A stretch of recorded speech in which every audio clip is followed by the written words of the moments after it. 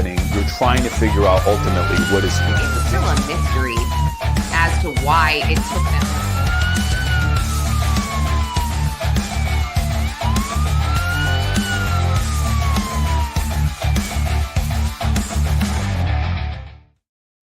Hi, everyone. Happy Wednesday. Yes, Oasis, it is go time. I am Lauren Conlin. And as always, my co-host for Primetime Crime, Jarrett Ferrantino. Hey, Jarrett. Good morning, Lauren. How are you? I'm good. Look at my mug. I have this Godfather mug that was given to me by my nephew, AJ, like 15 years ago. So I got to get one of those. Yes, no, I told you I have one for you. I ordered it for you, like thinking that we're neighbors or something, and we're not. Sometimes my brain doesn't fully work at certain points of the day. So I need to get it to you so we can have our matching mugs. But all right. Yeah. Hi to everyone in the chat. Oasis, Sue, Sinead. So good to see you all. Sheila, Sal, Afton, all of our regulars.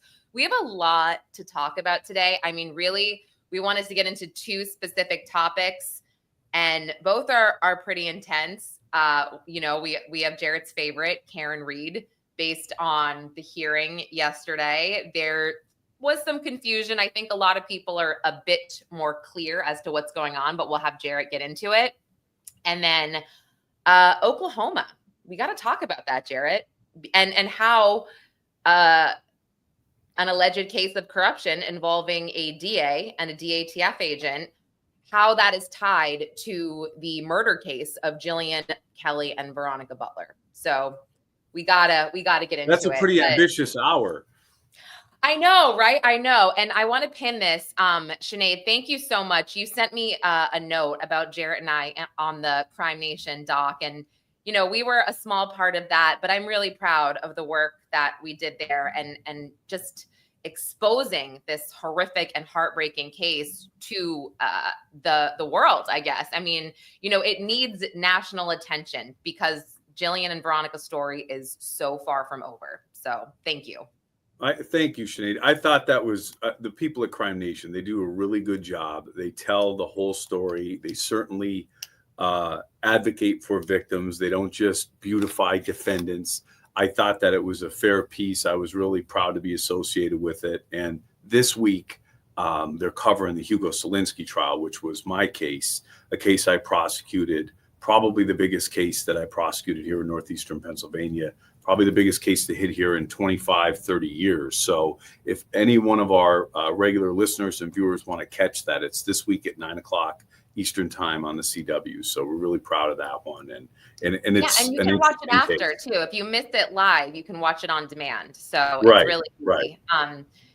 And yes, it is a really interesting case, and it's not as popular as it should be because it's a very complex case, the Hugo Selinski case. But I do wish, and this has nothing to do with anybody at, on the team for Crime Nation because they tried, but I do wish that it was a little more focused on Jillian as well, just her memory but it's tough because I know that the producers reached out to a lot of people, but this case is so fresh and so difficult for so many people that I know that I don't think family and friends are ready to come forward, and I can't blame them for that. So. Well, it's tough too when it's not adjudicated yet. People are hesitant because they may be witnesses in the case. They're prohibited from speaking out.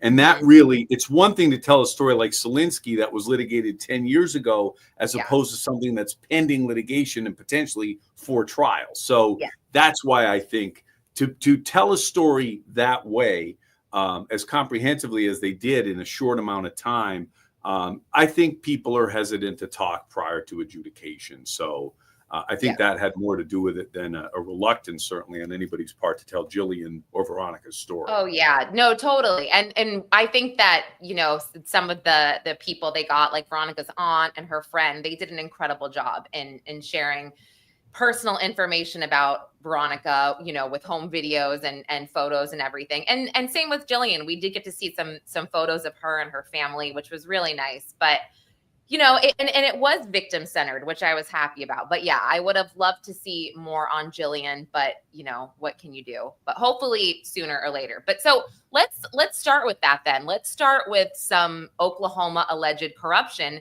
and how it's connected to this case, Jarrett.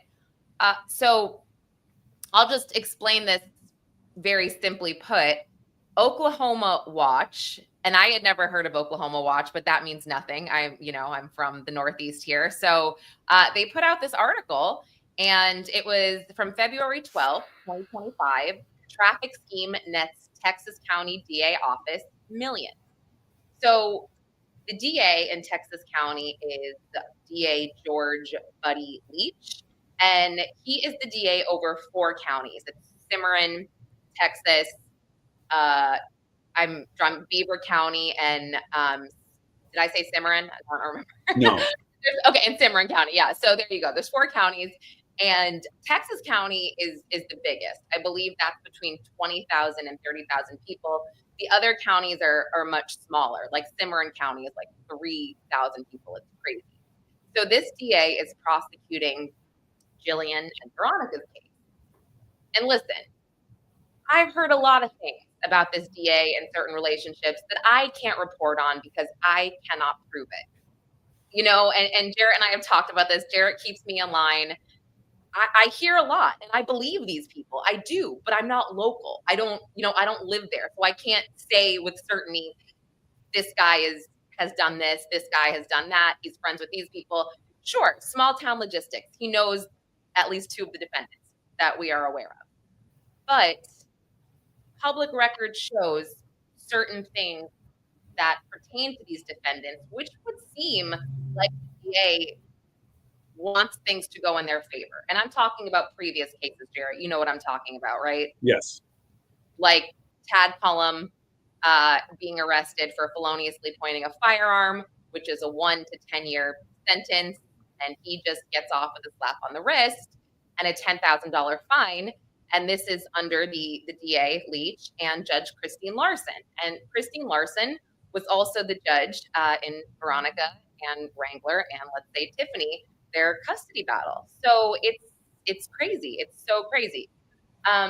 So Oklahoma Watch puts this out and essentially says that through their investigation and research, and this is all public record, that they allege that the DA, along with a DATF agent named Kevin McIntyre, were allegedly running this trucking shakedown scheme in Texas County, Oklahoma, under the guise of a public safety program. And here's how it worked. Truckers were pulled over under questionable circumstances. Instead of receiving a normal ticket, they got this vague notice with no court date or fine listed, just a number to call. And then when they called, they were told they had to pay this inflated fine, $360 or more, or face a warrant for their arrest. Now, this alleged scheme brought in $2.1 million from 2019 to 2024 and bypassed the system entirely. So by keeping the fines off the books, the DA's office avoided federal anti-masking laws that prevent commercial drivers from hiding these violations. And one badass woman pretty much came forward and was like, this is weird. I don't understand what's happening. And because of her, I believe this was all outed. Now, directly from this article, and I can pull it up in a minute, it was interesting. Kevin McIntyre, the DATF agent, said this. Now, practically speaking, the role of the drug task force was whatever District Attorney Leach said it was. I've always said my job is whatever the boss tells me my job is. When he calls and says, hey, I need you to go and do whatever, that's what I'm going to do. And then they go on to say 2 days after Oklahoma Watch visited Diamond to interview McIntyre and retrieve official documents related to the warrant for this woman's arrest, the DA's office suddenly ended the public safety emphasis program, and Buddy Leach refused to comment on the story. Kevin McIntyre, if you're not aware, he was on the original witness list, the OSBI witness list for this case. And I remember seeing this, feeling some sort of way. I knew that Kevin McIntyre, again, guys, I know small town, but I I knew that Kevin McIntyre was very friendly with Tiffany Adams based on sources, based on the public record that they served on a very small hospital board together. And because he arrested Wrangler, he knew Wrangler Rickman. Tad Collins sent him a video allegedly from a year prior to this arrest of Wrangler shooting a gun when Wrangler had already been arrested. So he has connections here. So I was not surprised to see these two names, along with the fact that Kevin McIntyre was also investigated for embezzlement in 2007, took a plea deal, and it seems to be wiped off. Well, you said he was investigated. He was indicted. He was indicted and took a plea deal. Yeah, exactly. In 2000, so he gets indicted. He gets indicted in 2007, I think, only to return. So he gets indicted for stealing drug money. He gets probation, pays the $2,600 in drug money back, only to become the head of the drug task force again sometime later, which is, I mean, your population must be pretty small if that's the guy you go back to run your drug operation, right? Jarrett, I mean, not only that, but he was the interim sheriff for Cimarron County for a time. So you're absolutely right. Yeah, he goes back to running it, and he also is sheriff in the meantime. It's a little weird. So here, a couple of things. This is what happens when a case of the magnitude of the Kansas Moms comes to a small town. That town and the practices of its DA's office and its sheriffs and its cops, this is a collateral effect, become heavy. Same thing we're seeing with Karen Reed. All of a sudden, we're talking about all these cases out of that jurisdiction.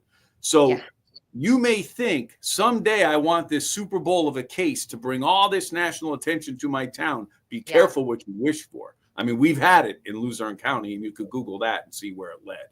Very similarly to the indictment of many public officials here. So that's a collateral damage. Here's what was really going on. I give a lot of credit to Tammy. Is it Voda?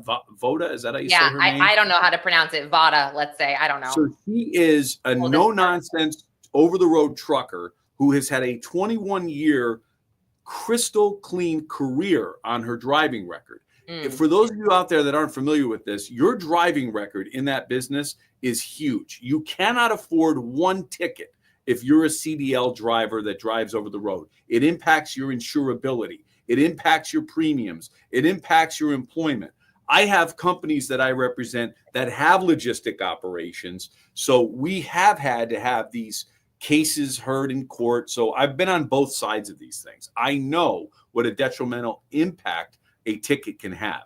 So essentially, looking at this process, the DA clearly knows they have these truckers, by the coyotes, right? They're going to say, look, we're going to do a deferred prosecution agreement. They don't say that, but that's what it looks like.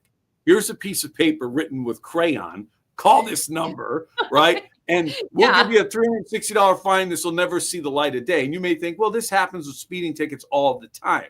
Here's the problem. When you're driving a loaded, heavy, big rig across the country and you're covering up your violations, you are putting people in the public at risk. The spirit of this law, and there's a lot of BS in this masking, the intent of the masking law, and the masking law is this: you cannot avoid certain citations by deferring the prosecution. That's what you cannot mask certain citations with calling them something else or a deferred prosecution, because the spirit of that law is to protect people on the road. Okay.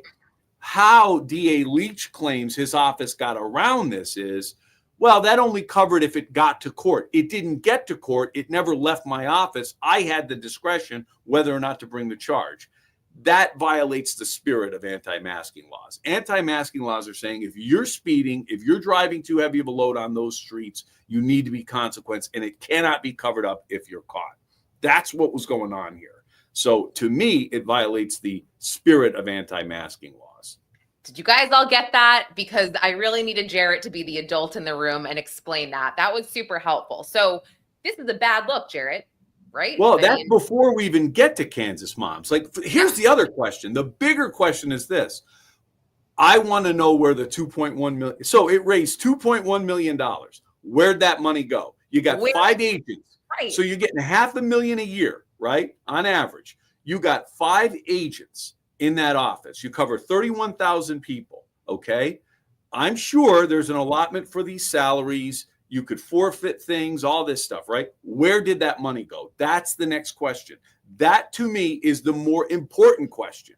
Yeah. Okay. Because if you want to see if this whole house of cards is going to come down, if there's a bigger issue with Leach or McIntyre, you're going to find out with this thing. Now, if Leach is blissfully ignorant and says, hey, I had this process, it was a way for us to fund our drug operation and investigations, fine.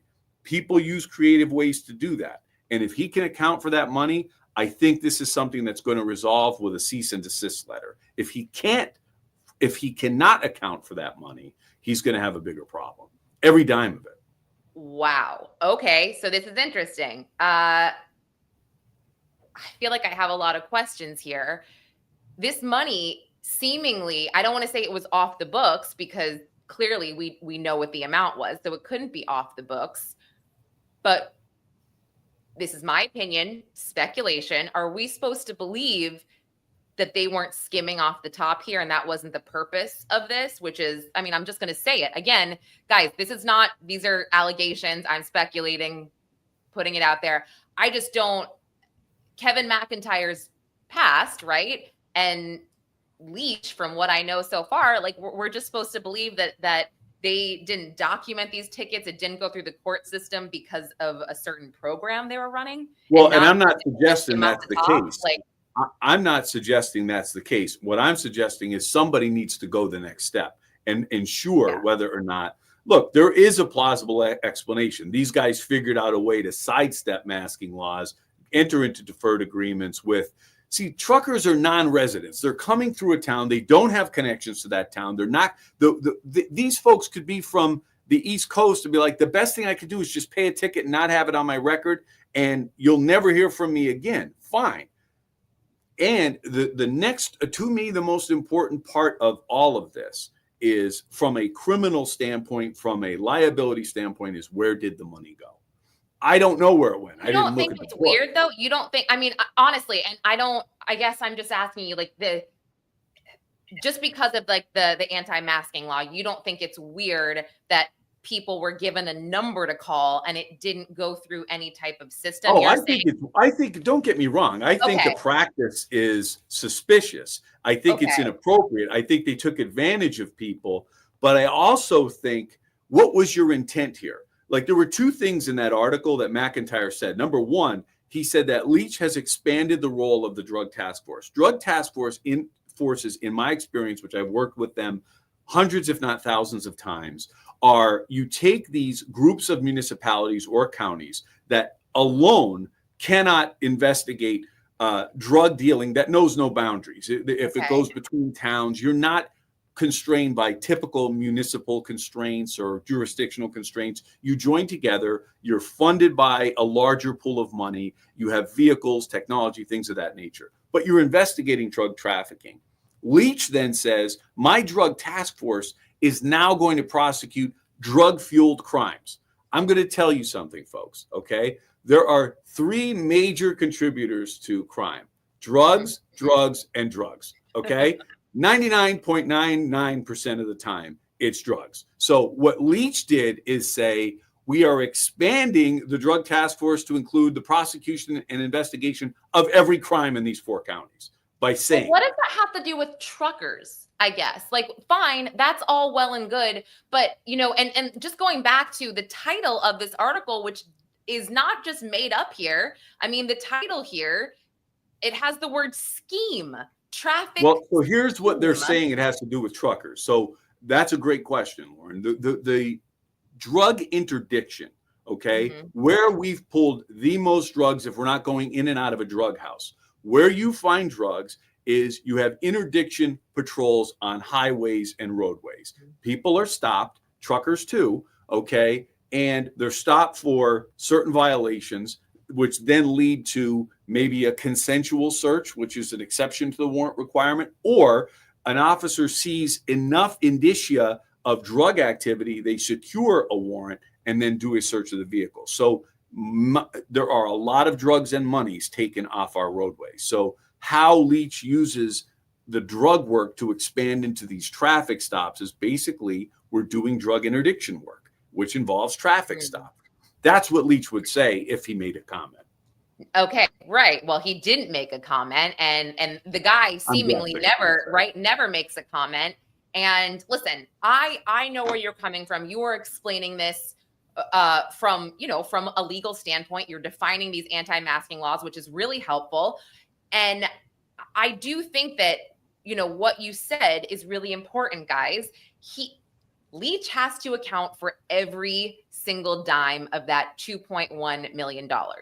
If he does not, that is a huge problem. Now, we've seen in our society, Jarrett, and this, mainly I've seen this for, I guess, sexual assault allegations, but clearly with the New York City mayor, he can be federally indicted and, not be removed from office, right? So you can be under investigation as a politician and not be removed from office. And also, obviously Eric Adams was elected. DA Leach, by all accounts, every article I've read about him says he was appointed by the governor. So he could be removed from office, right? He doesn't, there doesn't need to be a public outcry for this. He could just be removed whenever. Well, I wouldn't count on it. First of all, his nickname is Buddy. I know a lot of people named Buddy. Every Buddy I know is a really nice guy. And I know a lot of Butchies where I'm from too. Just a point. But so I'm suspecting he's like in the club, this guy, okay? And I'm not from good old boy. Is that what you're saying? He's right. A good old boy? So I'm going to bet this situation alone, absent an audit, is not going to result in his being removed. Okay. I just don't see that happening. Whether or not it's possible, certainly if you're appointed, I always say if you're appointed, you could be disappointed, right?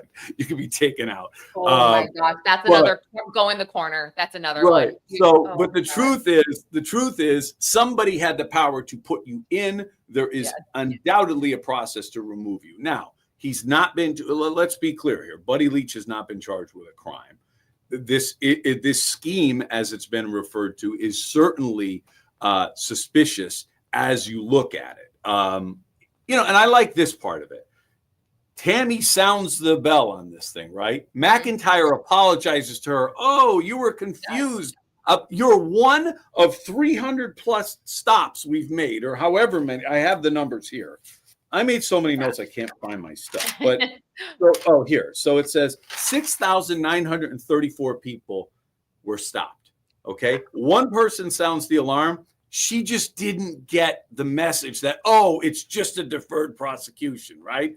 Okay. So 1 out of 6,934 people. Good he for apologized. Her. God, good for her. So it is. It's great she raised this. So don't get me wrong. It's suspicious. It's concerning, but I want to know as an investigator, what is the rest of this? I want to show me where this money went. Show me more Tammy. Show me what she was given or he was given.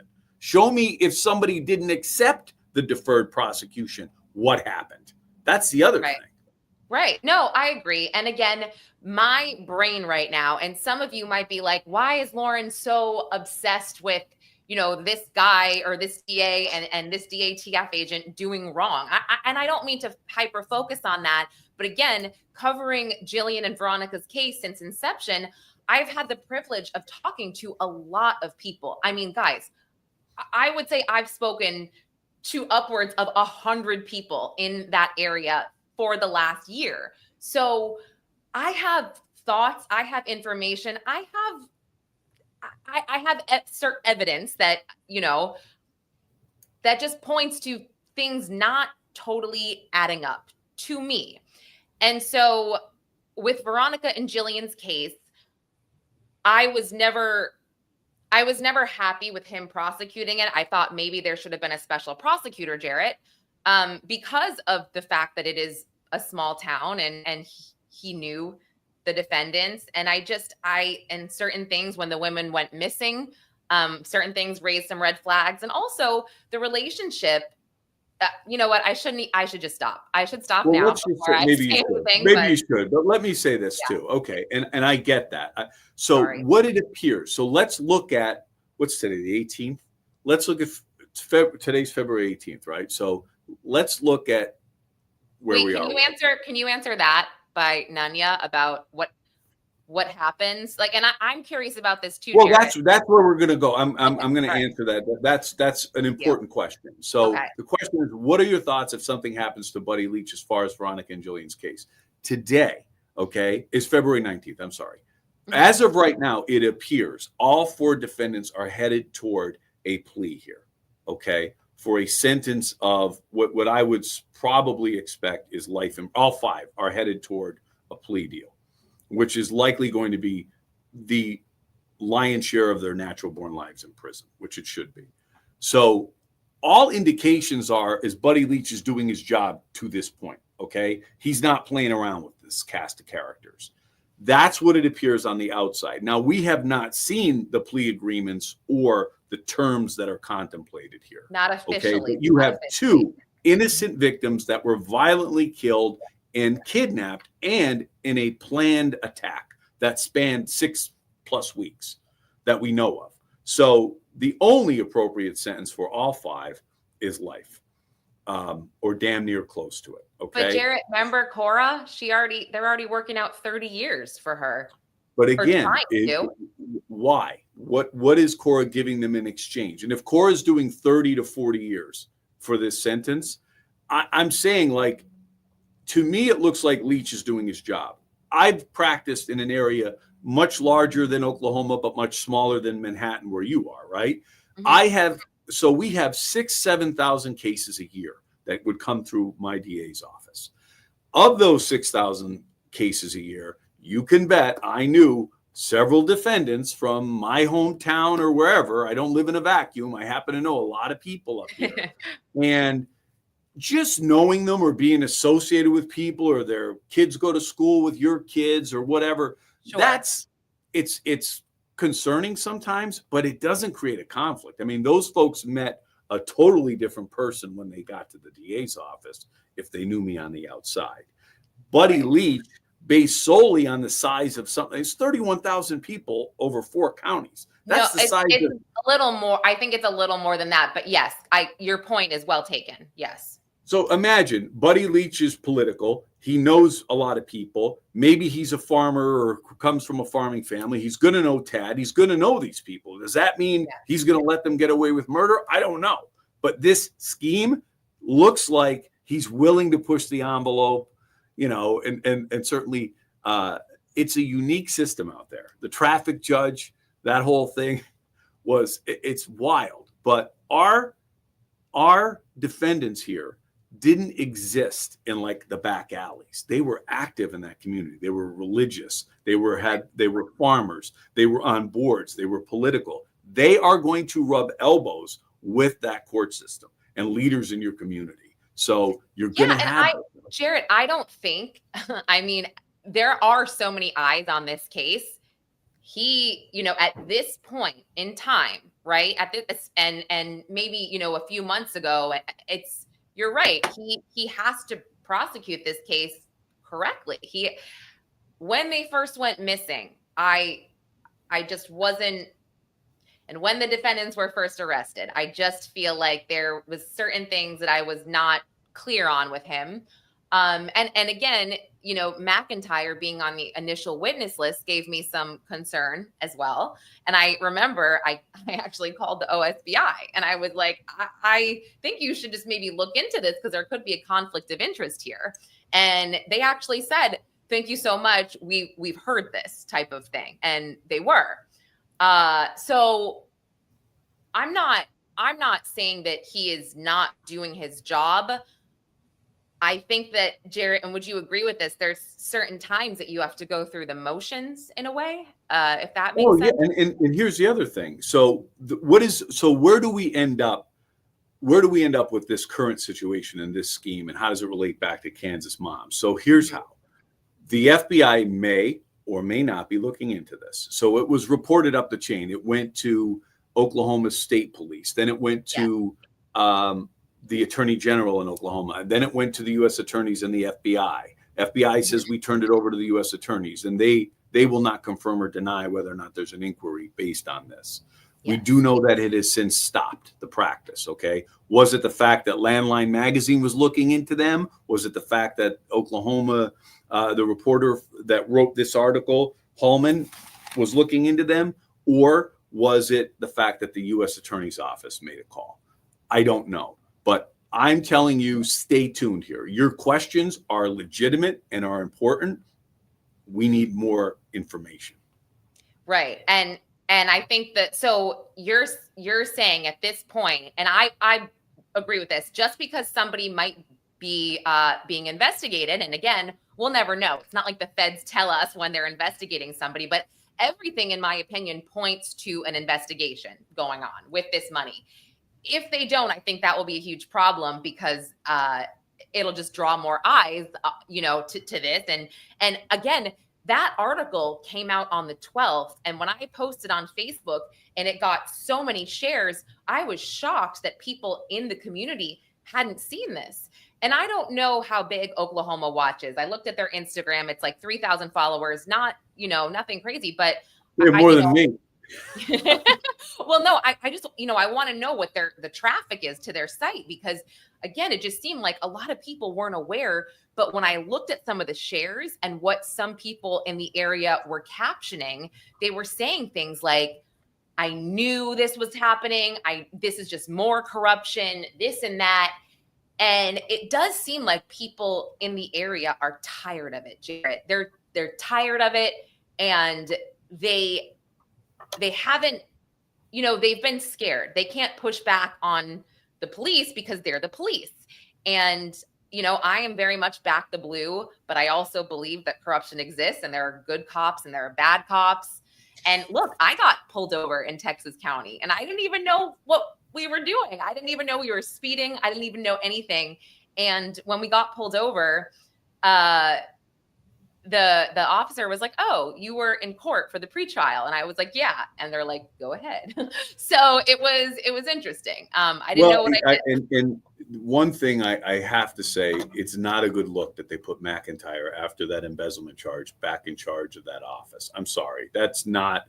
I mean, that guy should be, selling lawnmowers out there. You should not put a person back in the very position that they violated the public trust. And that doesn't mean a guy can't be reformed, but I mean, we're not talking about, he's running a lemonade stand here. He's back in, that's like putting a bank robber in charge of a bank. You wouldn't do that, right? No. I mean, it makes zero sense. It's a terrible look. So that tells me they don't care what it looks like. They're going to do what they want to do anyway. Well, because you said it though, Jarrett. They've never had this many eyes on their small town and their small county before until now. And so, yeah, I just think, because people have said, what does one thing have to do with the other? Well, I mean, it's integrity. It's 100% integrity. How can we expect this to be prosecuted the way it should be when there's all these questions, I guess? And when you are being tied to something that's known as an alleged scheme, that's not a good look. And like you said, your right-hand guy here has been, charged with embezzlement. And I've seen this Facebook group that Kevin McIntyre runs, and they're very much like, look what we seized, look what we got, look at all these drugs. I mean, it would be interesting to know, what the process is after everything. Well, again, I don't know him. I'm just telling you, based on his bio, it's not a great look. He may be the best drug agent out there. Yeah. For me, that's a problem. Right, right. And part of perception is reality too. And let's not forget that Tad Cullum felt comfortable enough to reach out to him to say, "Oh, hey, look at this video of Wrangler, from a year ago. He's a convicted felon. Maybe he shouldn't be using this weapon." And then McIntyre goes running to arrest him. It just seems, sure, you could say you're doing your job, but Jarrett, that I call bullshit on. I know you have suspicions, and we're going to continue to follow it. But the one thing I would say is, if you're a good cop that does a lot of this investigative work, I'm not necessarily talking about a patrol situation, good guys and the bad guys. So, I mean, Yeah. I don't know. Like if I'm Buddy and I go to these, I knew Tad and I knew Tiffany, I'd be like, what the hell do you want me to do? You just kidnapped and killed 2 people. Like, what do you want me to let that go? This is not a traffic citation. Like, you're going to jail and you're going to jail for the rest of your life. Sorry. Mm-hmm.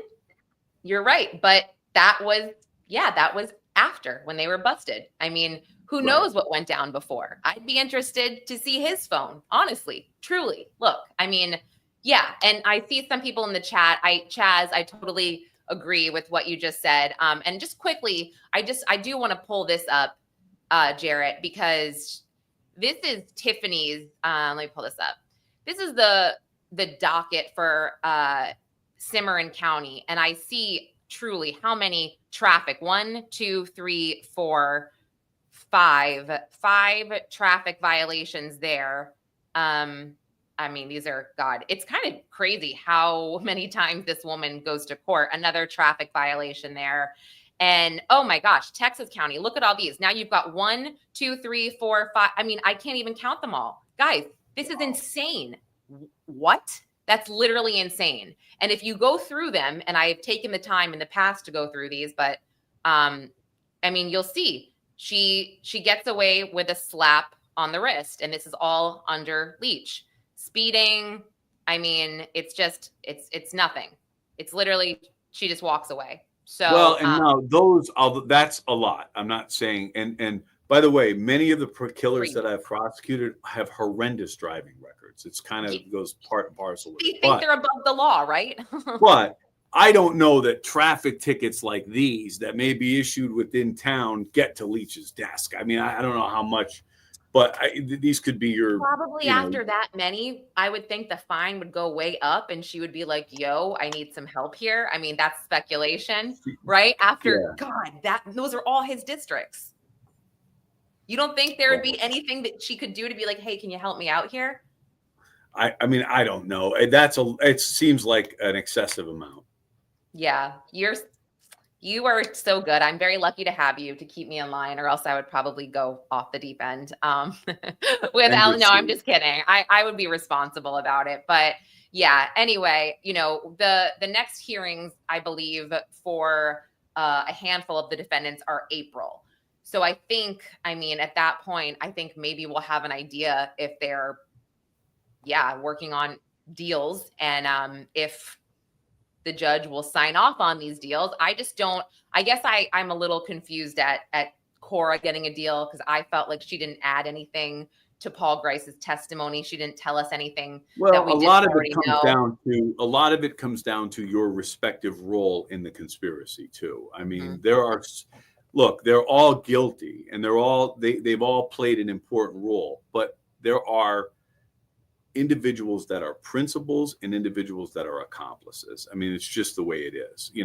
I think their actions were horrendous, but if you look at exactly what Cora did, or what Paul in particular did, Paul dug a knife into both victims. I mean, like, by his own admission, like, you don't overlook that. Yeah. So, and it has to do too with the timing of who came to the table first, who was forthcoming first. Cora came later, but her role was somewhat less than Paul's and Tiffany's. So, and Tad. So again, we're going to see this as it develops. We're going to cover it. And, but that factors I don't know. I so disagree with you on that. If she's standing, and, we heard she handed Tiffany a stun gun in court while, Veronica was on the ground. I'm like, you, man, like, no, I think that if I was on the ground there being attacked, and I saw someone attacking me, and I looked up and someone else hands them something, I don't know, I would feel the same. And I'm not saying she's not culpable. I'm saying her level of responsibility is just logistically how this played out somewhat lessened. In the law, that's how they view it. And that may be why there's a deviation from life. That's all. Or she's giving them a piece of information they didn't have. I understand 100%. And no, the Twombleys were not charged with anything relating to their daughter, because many of you know, if you follow this case, their 16-year-olds did speak to the OSBI and told them what she knew based on what her mom had told her. And I know that this 16-year-old is hailed as somewhat of a hero for coming forward. I think it's great she came forward after the fact. And I'm definitely not slamming a 16-year-old Jarrett. I don't want this to come out like I'm doing that, but I don't think that she's a hero. I think that she knew what was going to happen before, and she chose to keep that inside. Now, whether she did not believe that they would go through with it, that's one thing. It's not like these 5 that we know of were going around murdering people, or allegedly, right? So I get that, but I'm kind of like, let's not hail her a hero when she knew what was going to happen. And that, I don't know. It's that There's horrible no of me to heroes. say? There are no heroes in this thing. Yeah. Am I horrible? Like, I hope not, because I'm not bashing her. I'm just not going to sit here and say, oh, she, I just can't. What did Kevin Costner say? It was a trailer for Yellowstone. He said, "There's no more angels, son, only devils." It's true in this one. It's just varying degrees of it. Yeah. And I don't want to seem cruel to a minor, because I was a moron at 16. I'm not saying she's a moron, but like I certainly was. But right, you weren't raised by the Twombleys. You know what? You're right. You're so right. Look at her mother and look what Right. So, right. Exactly. So I don't know. That's why I've just seen a lot of that. Oh, she's such a hero. Now she won't have to testify. No, you're a hero would be going to the police saying, look at, I heard, I don't know, whatever. Anyway, thank you.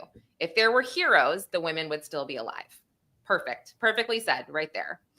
But anyway, I could go on and on about this, but I do want to get to your favorite subject, Karen Reed. And yes, we will stay on top of this case. And if anybody would like to get caught up on my coverage and Jarrett's coverage from start to finish, you can go to Pop Prime TV. I have a Kansas Moms playlist. And also on Primetime Crime, we have a playlist there as well, where Jarrett and I go over a lot of the court filings. I have a storytelling type of playlist where I go over the case from start to finish. I talk about certain things that is all public record, by the way, that I found when researching. And that's another thing I want to put out there. When I put this article out there stating all of these facts with Oklahoma Watch and this and that, someone said like, oh, that's reaching. I'm like, I don't know what's reaching. Everything there is factual and can be backed up with right. Draw your own conclusion. Yeah, I don't know what's reaching when I just gave you just a statement of facts. But yeah, anyway, so we'll stick a pin in this for now. But Veronica and Jillian, we love you, and we are not going to forget about you or this case. So, but yeah, let's go to Karen Reed, the hearing from yesterday and what happened. Oops, just kidding. Let's go there for a bit. It was pretty wild, Jarrett. I think it'd be better if you talked about this. So here's what's going on. There is a concept called reciprocal discovery. The state, if you're familiar with the discovery process in a prosecution, the state has to give the defense basically everything we have, okay? All the investigative reports, all the testing, all the science, everything. If the prosecutors file a reciprocal discovery request, if they do that against the defense is obligated to turn over certain information they have. Okay, so that's happened in the Karen Reed case. Okay, Attorney Brennan, the new prosecutor under Rule 14 in Massachusetts, has filed that reciprocal discovery request. It's a continuing request. It's not give us what you have this day. That document is filed. It is a continuing obligation to turn over to the other side information you have. In particular, Brennan asked for information related to the ARCA group, which was a group of experts that were utilized by the federal government in the federal investigation into the police and the Karen Reed case, not necessarily Karen Reed. Mm-hmm. ARCA was not an expert group procured by the defense. They are in the middle here. They're neutral. There are a group of individuals that were utilized by the federal government. Mm-hmm. Brennan sends a request to the federal government that says, can I have the information related to ARCA? They called it a TUI letter, to whom it may concern letter. That's what that's called. he didn't get the information. They gave him the runaround. He gives that same request to Jackson, the defense attorney for Karen Reed. In the first trial, Jackson is specifically asked whether or not he had correspondence with the experts from ARCA, whether or not he conversed with them about their testimony, and whether or not there was any benefit conferred to them. Were they paid for their testimony? And you may say, hey, defense attorneys pay experts all the time. They do. They do. And that information must be revealed. We must know what an expert was paid. You may say to yourself, well, they have conversations with the defense all the time. Isn't that a privileged conversation? ARCA in the Reed case are not your garden variety experts retained by the defense. They were utilized by the feds. They're in the middle of this thing. But Jackson in trial 1 says, the only conversation I had with ARCA, the only communication I had with ARCA was logistics. Are you available to testify this day? They never talked to them before they went on the stand. Now, on February 13th, Brennan, the prosecutor, comes into possession after a relentless pursuit of this stuff, by the way, finally comes into possession from Jackson of emails and a payment trail to ARCA for $23,000. So Jackson paid them $23,000. That's what's being claimed. And there were these email exchanges between the expert and Jackson talking about the testimony. Should I say this? Should I not say this? Should we talk about pedestrians being hit at night? So I wrote down when I rewatched it last night. So the June 22nd, they were corresponding, Jackson and Dr. Wolf, about his qualifications and his resume and the payment, right? The payment, this is just what I've seen from just different things online, that this was a retainer for airfare and hotel and whatever. I don't know. I mean, but that's a lot of money. Where'd they stay? That's right. a high So, retainer. No, it's really interesting. So I don't know. But then when Brennan goes on about this outline and about, them talking about the testimony, that's when judge interrupts and says, what is the date of this? And he says, I don't know. I don't know the date. I was like, don't all emails have dates? That's confusing to me. No, it was an attachment. So I think what Brennan was talking about was the attachment itself was undated. That's what he said. And there's no date. I don't know when it was. So that outline was probably it was provided to him by Jackson. Yeah. So Jackson gave that to him in. Okay, so I saw a reporter. We'll get to that. We'll get to that comment in a second. Yeah. So a reporter whether or not he did, this is Brennan's position, and how this plays out is this: they didn't provide this information in the first trial. Jackson said he didn't communicate with them in the first trial. Brennan's position now is that was a lie, potentially. Okay, and he needs to have all of the information on ARCA. Here's a couple important points. He's not afraid of their testimony. He said, I don't care if they testify, which is okay. He's saying, I am entitled to know if they're bought and paid for, if they're biased, okay, if there was a promise, if there was compensation, if there was a reward, an inducement, favoritism, any kind of collaboration. And he is. Because if the state was doing that, we'd have an obligation to turn it over. If the defense is doing it, they have an obligation. Judge Bev was actually shaking at the end of that hearing. If you look, she comes out, she takes her glasses off. She is really rattled by those emails. She was very surprised. He didn't see them, though. That's the other thing. So, okay, going back to that, he says all this, and he also said, he received everything from the federal government, right? He says, they sent this to me. And then she says, okay, we're going to take a recess. She comes back from the recess, and that's when she's shaking and she says, I have grave concerns. This is going to be very serious for the defense counsel and the defense. That's when she's shaking and says, basically, I interpreted that as, let's hold until you guys can come back, possibly Alan Jackson, with your own lawyer, right? Like, you bring your own lawyer here. Well, I'm going to tell you, But judges. wait, but then, oh, go ahead. Sorry. But then Brennan says, oh, by the way, I want to correct something. It was Jackson that sent me those emails, not the feds. She did seem a little more relaxed, but then she says, okay, can you send me those emails, directly after this, the ones that you got? So what did she read? What happened in that 30 minutes? I'll tell you what I think happened. Well, Yeah. First of all, she knows what Brennan was reading to her. So that was concerning. She goes back. She probably pulled the section of the transcript that Brennan was referencing in trial 1, where Jackson made a series of statements. Now, Jackson did not appear nervous. In fact, he's arguing with her about the convenience of coming back for this next hearing. Well, I'm not available on the 26th, so to me, he did not appear nervous. And I didn't see the press conference outside. Somebody said he didn't make a payment to them. Fine. And again, he's no fool either. So I don't know what the truth is, but I could tell you this. It does not appear that this was only a conversation about logistics. Him talking about whether or not I should mention pedestrian accidents at night with the expert and things of that nature, that's beyond what he represented happened. When did it happen? Was it after he made those statements in court? We'll have to see.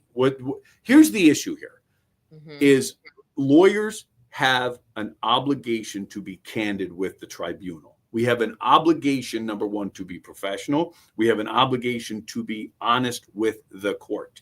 You cannot say, and I'm not saying Jackson did this, but you can't say something didn't happen or you don't have a document if you have it.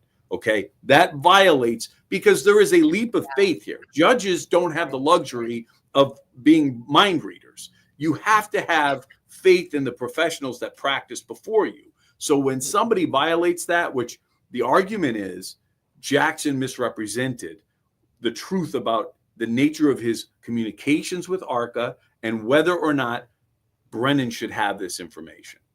I looked at this, it looked really bad. As it played out, as Jackson reacted, I started to say, well, I've been in these hearings. I've been in these hearings where documents were mistakenly unsealed and, our lawyers are arguing bad morals and things back and forth. It gets hot in there, okay? It seemed to me there was some walking back of this. It's entirely possible he didn't have this information. It came after that hearing. I don't know, but it looked a little better toward the end. Yeah. And I guess that's when I was just like, well, if Jackson misrepresented everything, didn't Brennan also misrepresent it to a degree by saying, I got all this info from the feds, which if I were a judge, I would be like, holy crap, you went to go to the feds to get this information. The defense didn't turn it over like they were supposed to. So, and then again, I did feel like I saw her relax a little bit. Also, the fact that Alan Jackson didn't jump up and say, Your Honor, because Hank said, I just it'll take less than a minute. Let me just explain. I wonder why Jackson didn't jump up to do that, just to clear the air, I guess. And maybe. I certainly would have. I don't know why he didn't, because it sounds like Brennan did get certain documents from the feds, though, prior to February 13th. He said he kept sending them those letters, and every time he kicked them, a nickel would fall out, right? So I just think potentially he misspoke, and because there's definitely something that got him on the trail of those emails. There's something there. I don't know what it was. And then he said, I didn't get these documents till February 13th from Jackson's team. Jackson didn't seem to, the guy's a great lawyer. He's composed. I don't know. The fact that he didn't get up and get into a back and forth with Brennan, I don't know. He may have been learning why he didn't get up and say, I sent you these things when he said the federal, he probably told him when they had that break. And then obviously he knew what he said, I would think, and he would be prepared to argue that and prepared to say, okay, let me explain. I'm not really sure. He may not know what the Fed sent Brennan, though. He may not exactly know what the Fed sent Brennan. So he may think somehow they had him. I don't know. Right.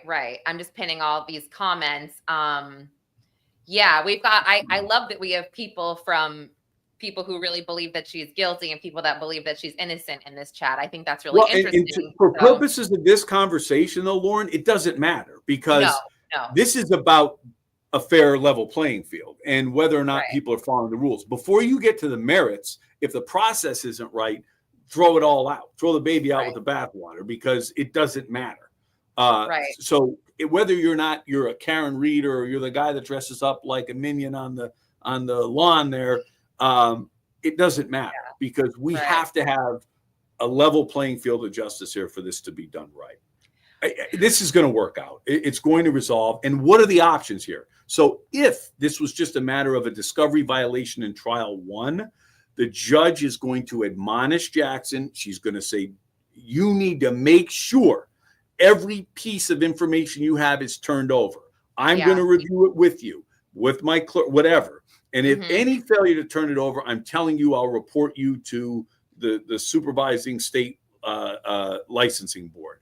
You can have ARCA's going to testify, okay? But all of this information will be made available to Brennan and will make their biases and anything subject to fair game. So, and that outline's going to come in. Isn't it true? You filled out this outline with Attorney Jackson, and you talked about what to say and what not to say here today. Isn't that true? And isn't it true we had to pull, teeth to get this documentation? And all of that's what I just keep pounding them on to chip away at whatever they're saying. And people in the chat, I mean, Afton, I'll let you know thoughts on the Turtle Boy juror interview in a second. But Oasis said the Sallyport videos, why is Hank so scared for the truth to come out on that? And, I guess a lot of people were really shook. I mean, I was shocked when that video was inverted. I was like, how is this not a bigger deal when they're talking about, the taillight on the left, but it's really the right. I mean, it was a little crazy. So, it's interesting. And really quick, I just want to play this. Let me share. I put a short up yesterday.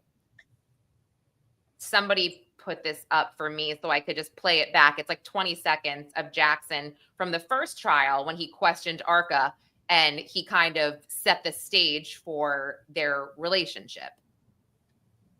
The defense didn't have anything to do with that, correct? Correct. You'd never met us, didn't know who we were when you did this. Correct. You'd never met Mr. Lally, didn't know who he was when you did this. Correct. Your analysis, opinions, testing, and conclusions were requested by a completely separate agency. That is correct. Okay, so I mean, he's not. That could all be true. Everything he just said is true. Right? No. Yeah. So, I mean, that was interesting where, sorry, stop sharing that. Yeah, he wasn't lying. He kind of said, I never hired you. They never hired you. You came up with your own conclusions and we had nothing to do with it. He didn't say, I mean, we never, you know what I mean? Like, I don't know, but you're right. If he didn't turn it over. That's not the portion that Brennan cited, though. Brennan talked about a specific request with regard to, I don't believe that's the portion he cited, but I don't think so either. I just was pointing that out, but you're right. That's why people don't like lawyers. See how delicate he danced around that, but that's the right thing. That's what I would, and by the way, when he said it's an independent agency, you may say, well, why didn't he say the federal government? Because he couldn't say that. He could not say that. If he said one of the witnesses actually spilled the beans on that, which was funny. I think it was Ryan Nagel on the stand. But Jarrett, I know you didn't see this, but Turtle Boy did interview a juror from the first trial, and it was super interesting the way this juror saw things. Because I mean, I was surprised. He thought that ARCA and Dr. Russell were almost a distraction. And I was like, wow. But he did say that the jury instructions were unclear, and they were whatever it was, 8-3 on manslaughter, and both unanimous on the murder and the leaving the scene. So I thought that was which we've suspected too, and that's been widely reported. And what's funny? So I haven't shared this yet. This is just a little exclusive share. But when I went to Fashion Week last week, a show, and it's this designer Zhang Toy. He's more of like he dresses a lot of the conservative media stars, like on Fox News. I did see Judge Jeanine, and Judge Jeanine got a lot of heat for the way that she promoted the Fox Nation Karen Reed doc. And when I say she got a lot of heat, she got a lot of heat from the people who think Karen Reed is innocent. And that's because she did say a few things that were not exactly accurate. And so I see her and I'm with my husband, whatever. And I'm like, all right, wait here. I need to go talk to Judge Janine. And, you know, I was in the first episode and a little bit of the second.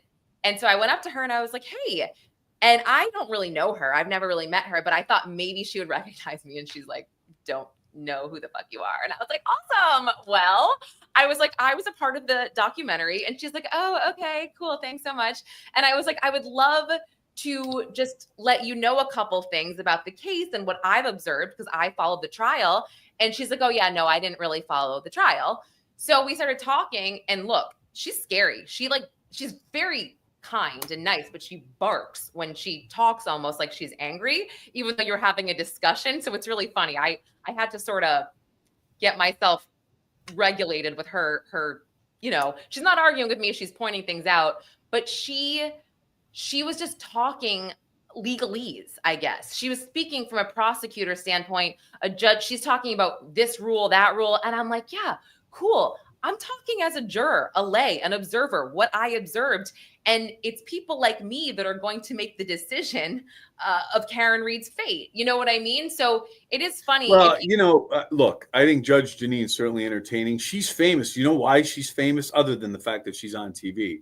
The Robert Durst case, a case she never brought, by the way. Mm-hmm. She's famous for looking into Robert Durst. He was never convicted for the murder of his wife, Kathy, of which if anybody saw The Jinx, it's so phenomenal. The first season in particular is phenomenal. Second gets a little long in the tooth, but Judge Janine is famous for a case she never brought.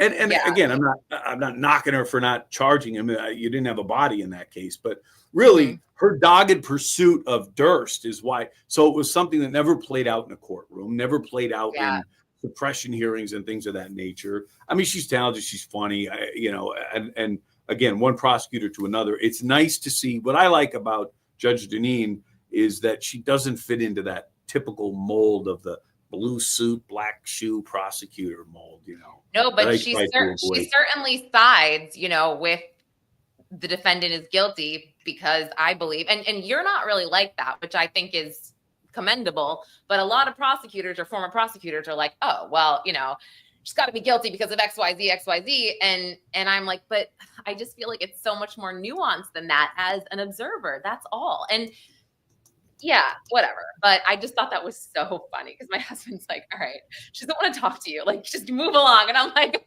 okay.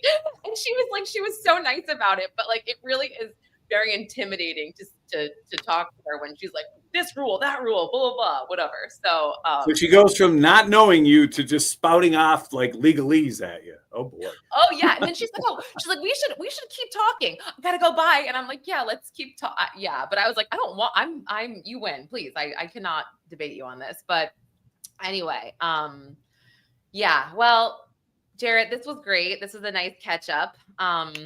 I feel like there was just a lot to talk about, two different things in this hour, and there's just so much more going on, but we can connect next week and see what the cases of the week are. So, and remind everybody, watch Crime Nation tomorrow night on the CW at 9 p.m. Eastern Standard Time, and we're doing the Hugo Solinsky case, which was my case. So check it out. If you want to understand what's wrong with me, it's that case. I live with the scars of that one. So check it out. Now you guys have to watch. Seriously, now you have to watch it. It went our way. I don't want to spoil it. Check it out. Yeah, I'm excited. I'm so excited to see it. But anyway, thank you all so much. We really appreciate you. And thank you to new members, Sinead and Forrest, who's been a member for, I think it said 7 months, which is so awesome. You guys are great. Don't forget to like and subscribe Prime to Primetime Prime on YouTube and Pop Prime TV. So we will see you guys next week. Thanks so much. Bye, Jarrett. Bye, guys. Happening. You're trying to figure out ultimately what is. It's still a mystery as to why it took them